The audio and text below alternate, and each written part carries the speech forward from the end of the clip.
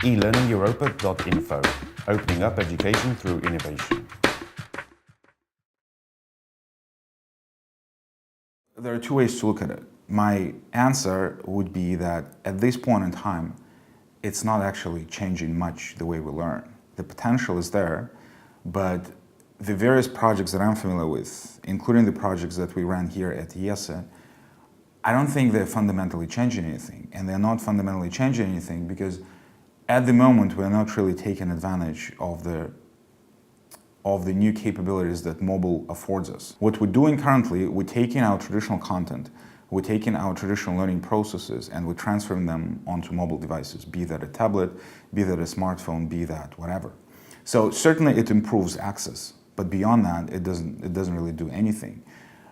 I think moving forward, the way mobile might change learning in the future is if we start embedding learning into the specific physical contexts in which learners are located, so that you deliver content to them, so that you deliver some kind of a learning experience, taking into account the physical context, the physical environment in which the person currently is in.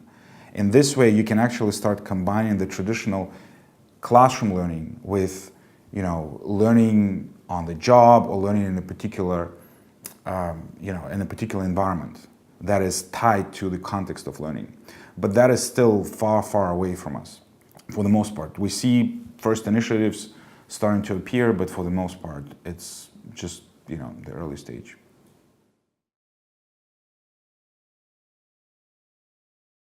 For learning or for education to become open, there are two conditions. The first condition is, again, access. Can we provide access to content, in general, to some kind of a learning environment to a wider audience, right? And we can do that through mobile technologies, or we can do that with any digital online technologies, and we're doing that.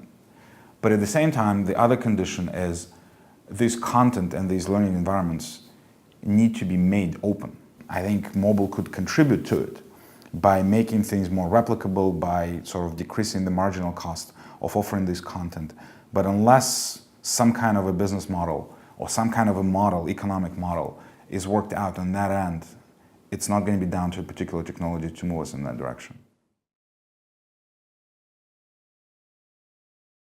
I guess technologies could contribute to that. More of that depends to me on the mindset of the educators, of the instructors, of the professors, and so on and so forth.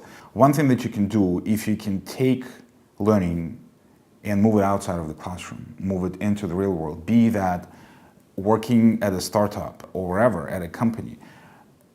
In that sense, you could use certain technologies, including mobile technologies, to extend the reach of the classroom and to incorporate other elements that reside outside of the classroom. You can start thinking about conducting projects, about conducting other kind of activities that will, first of all, allow people to apply many of the concepts and frameworks that they learn in class to the real-world setting, and generally bridge this gap between the classroom and what takes place outside of the classroom.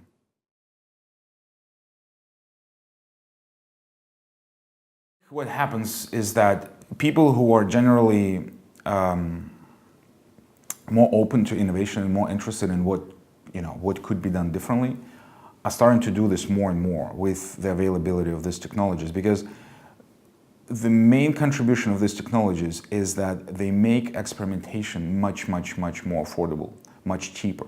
So today, for example, if I want to experiment with the course format or with the course content or with anything related to my course, I don't have to go and ask our IT department. I don't have to go and ask anyone. There are all these tools available to me that enable me to start this experimentation at a small scale, but also at a very, very small cost. And I think this lowering of the entry barriers, this lowering of the cost of the experimentation is a huge driver behind a significantly higher volume of experimentation that we've seen across the board, including education. Technology is just a platform that allows certain kind of behaviors.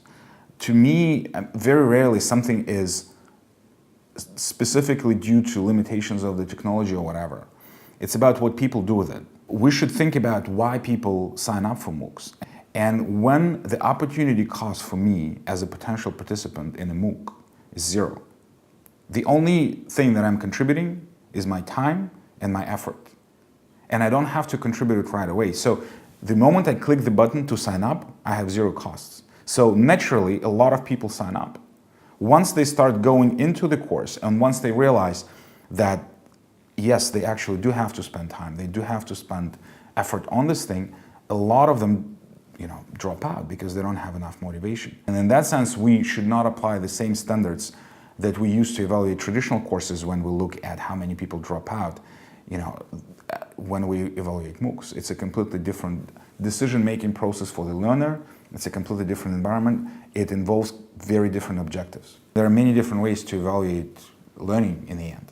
So if we define it in terms of reach, how many people we can reach through this course, then certainly, for any professor, for any instructor to reach 10,000 people, it's years and years and years of work, whereas here you can do it in one sitting, so to say.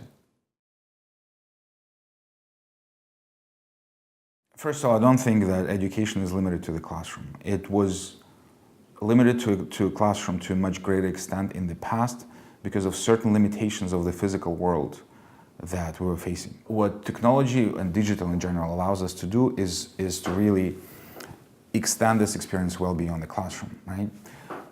Would I say that in the future we won't have a physical classroom? You can never be sure 100%, but I'm fairly sure that there are certain things that will remain in the classroom.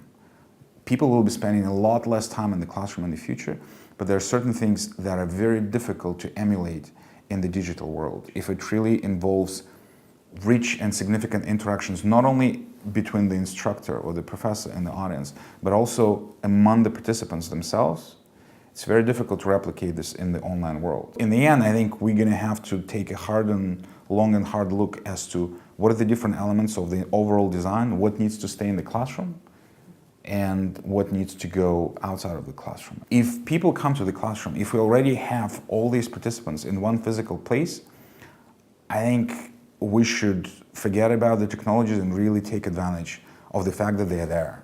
Once we're done, once they go out, then we can go back and start using various technologies to facilitate or to continue interacting after the classroom. Education is such a vast area that involves many different elements, many different, programs, objectives, goals, whatever. I certainly think that in general, the percentage of open education in the future will grow, as well as we will always have a certain percentage of educational learning activities in general that will remain, I don't know how you would want to qualify that, unopen. For more information, please visit our website www.elearningeuropa.info.